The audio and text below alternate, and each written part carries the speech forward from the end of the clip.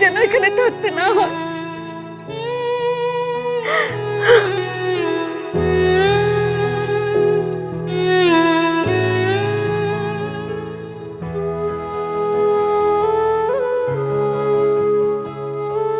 কোথায় যাচ্ছেন আপনি?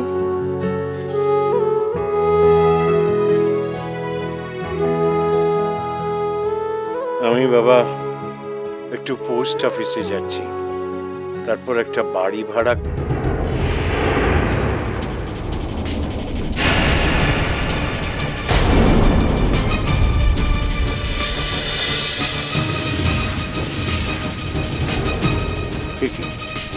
তুই এখানে স্কুলে যাসনি?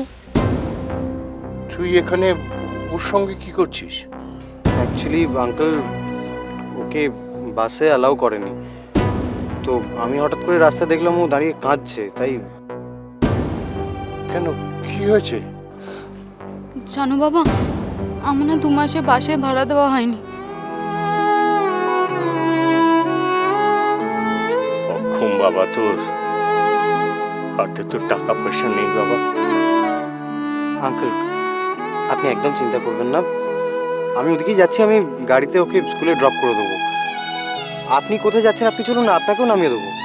বাবা একটা উপকার তুমি করবে? হ্যাঁ নিশ্চয়ই, বলুন। আমাকে মুক্তি দেবে ওই বাড়ি থেকে?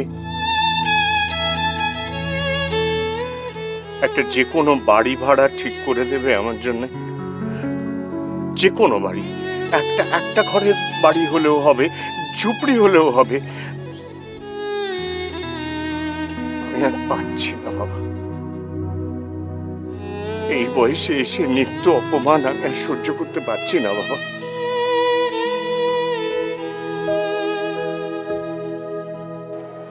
আঙ্কেল আপনি তো খুব শক্ত মানুষ, আমি আপনাকে খুব রেসপেক্ট করি। আমি বলি কি আঙ্কেল, এতগুলো দিন তো থাকলেন, আর কয়েকটা দিন থাকুন, আমি বলছি সব ঠিক হয়ে যাবে। না বাবা, আমি এখানে আর থাকবো না, কিছুতেই থাকবো না বাবা, আমি চলে যাব।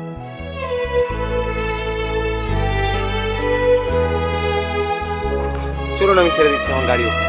চলো আচ্ছা।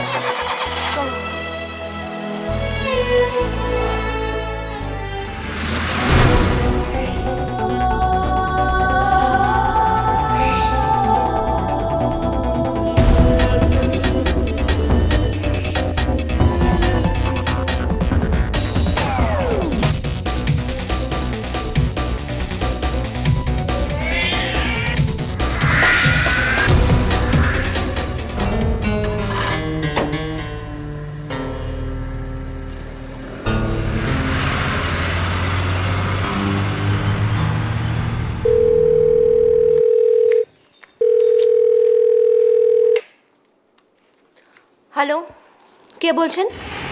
আমি টাপুর বলছি।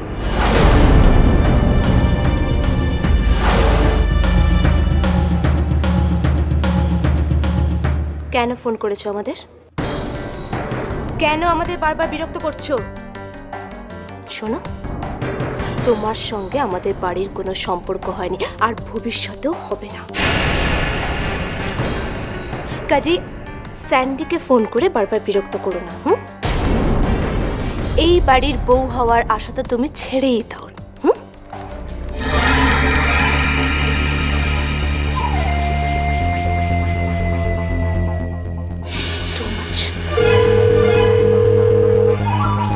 হ্যালো, কে?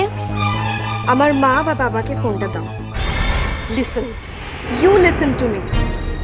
তোমার ভাইয়ের প্রতি আমার কোনো রকম কোনো ইন্টারেস্ট নেই, আর যেই মানুষের শরীরে তোমাদের পরিবারের রক্ত বইছে সেই মানুষের থেকে যতটা দূরে থাকা যায় ততই মঙ্গল। Mind your language, don't cross your limit, okay? You shut up.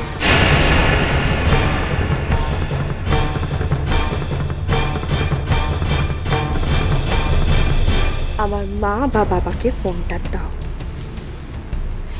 এই যে দাঁড়ান, তোমার বাবা আমাদের বাড়ির কে সেটা জানো?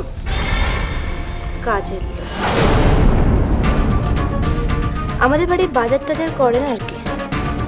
কোন স্কুলে একটা পড়াতেন, তবে এখন খেতে পান না, আমরা দয়া করে খাওয়াই। কাজেই এই বাবার মেয়ে হয়ে তুমি এত বড় বড় কথা বলো কি করে বলো তো?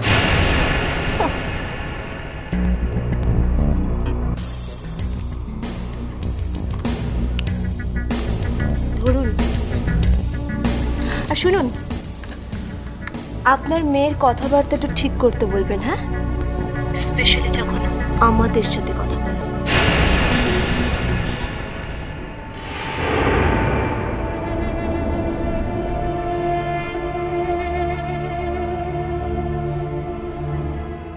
হ্যালো। আই এম সরি বাবা, কিন্তু আমি একটা কথা কিছুতেই বুঝতে পারছি না যে তোমরা ওখানে দাঁড়িয়ে কেন এরকম কথা শুনছো। তোমাকে দিয়ে ওরা বাজার করাচ্ছে, ওকে কাজের লোক বলছে, মাকে দিয়ে রান্না করাচ্ছে, তাও কেন মুখ বুঝে সবকিছু সহ্য করছো বাবা? আমি কিছু শুনতে চাই না, তুমি ইমিডিয়েটলি বাড়ি ছেড়ে আমাদের বাড়িতে চলে এসো। কোন বাড়ি? আমাদের সেই পুরনো বাড়ি বাবা, যেখানে আমরা এতদিন থাকতাম। সেই বাড়ির সাজানো ঘর তো সব আমাদের জন্য অপেক্ষা করছে। তুমি মা ঠিকলে সবাই মিলে চলে এসো বাবা আমাদের সেই পুরনো বাড়িতে, আবার আমরা একসঙ্গে থাকি। প্লিজ বাবা। বাড়িটা পেলি কোত্থেকে? পেলাম মানে ওই বাড়িটা আমাকে রণজয় রায় গিফট করেছে। কি সম্পর্ক তোদের মধ্যে? বাবা,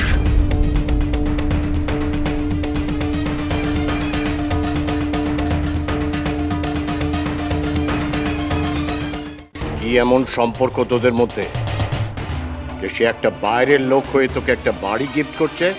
বাবা কি বলছো তুমি? আমার প্রশ্নের উত্তরে পাল্টা প্রশ্ন না করে আমার প্রশ্নটার জবাব দাও। আমি তোমার বাবা, জবাব দাও টাপুর, কথা বলো। কোন অধিকারে রণজয় তোমাকে বাড়িটা দিয়েছে বলতে পারো? এতদিন আমি জানতাম রণজয়ের সঙ্গে তোমার বিয়ে হবে, তারপরে শুনলাম এই বাড়ির কোন ছেলের সঙ্গে তোমার। কোথায় নামাচ্ছ নিজেকে টাপুর? আমি লোককে কি বলবো বলতে পারো?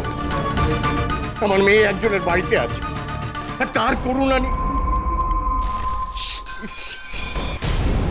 আমার ঘেন্না হচ্ছে। আমি ঘেন্না করি তোমাকে,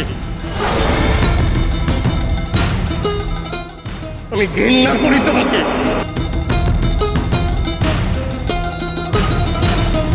আমার ওই রণজয় রায়ের দেওয়া বাড়িতে থাকার থেকেও টুপুরের বাড়িতে শত দুচ্ছাই শুনেও বেঁচে থাকা অনেক ভালো। বাজার করে দিয়ে হোক, তোমার মা রান্না করে দিয়ে হোক, অন্তত এইটুকু সান্ত্বনা তো আছে। আমরা পরিশ্রমের বিনিময়ে দুবেলার দুটো খেতে পাচ্ছি, তাতে কোনো গ্লানি থাকবে না। টাপুর, একটা কথা কান খুলে পরিষ্কার শুনে রাখো, আর কোনোদিন তুমি ফোন করবে না, কোনোদিন না। বাবা শোনো, আমার কথাটা একবার শোনো বাবা।